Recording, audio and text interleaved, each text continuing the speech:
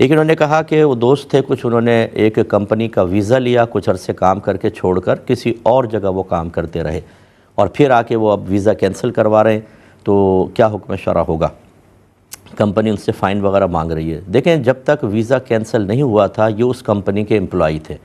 اور جب اس کمپنی کے امپلائی تھے، اگر اس میں ٹائم فکس تھا مثال کے طور پر کہ صبح اتنے ٹائم سے اتنے ٹائم تک، تو یہ ایک کمپنی کے اجیر خاص کہلائیں گے، یعنی پرٹیکولر امپلائی ہیں کہ یہاں پر یہ کریں گے۔ اس وقت میں یہ کسی اور کا کام نہیں کر سکتے تھے، اگر کریں گے تو وہ ناجائز ہوگا۔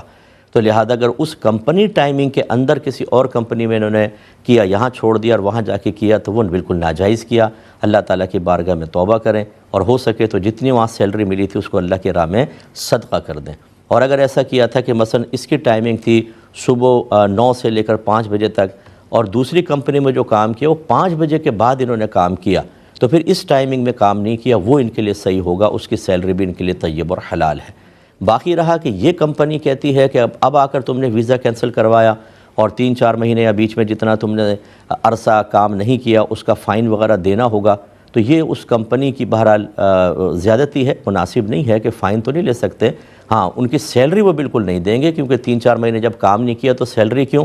تو ویزا کینسلنگ کے لیے اگر وہ کچھ مانگ رہے ہیں تو یہ شرعاً ان کے لیے جائز نہیں ہے۔ ہاں، اگر ملکی قانون یہ بن چکا ہے کہ کوئی امپلائی اس طریقے سے خیانت کر کے کسی کمپنی کو نقصان پہنچائے گا تو کمپنی اس سے ہرجانہ وصول کر سکتی ہے، اگر یہ قانونی حیثیت رکھتا ہے، پھر کمپنی اس قانون کے اعتبار سے بالکل ان پہ فائن لگا سکتی ہے۔ لیکن از خود فائن لگا لینا جبکہ شریعت بھی نہیں کہہ رہی اور قانون بھی نہ کہہ رہا ہو، وہ مناسب نہیں ہوتا، اس کا خیال رکھا جائے۔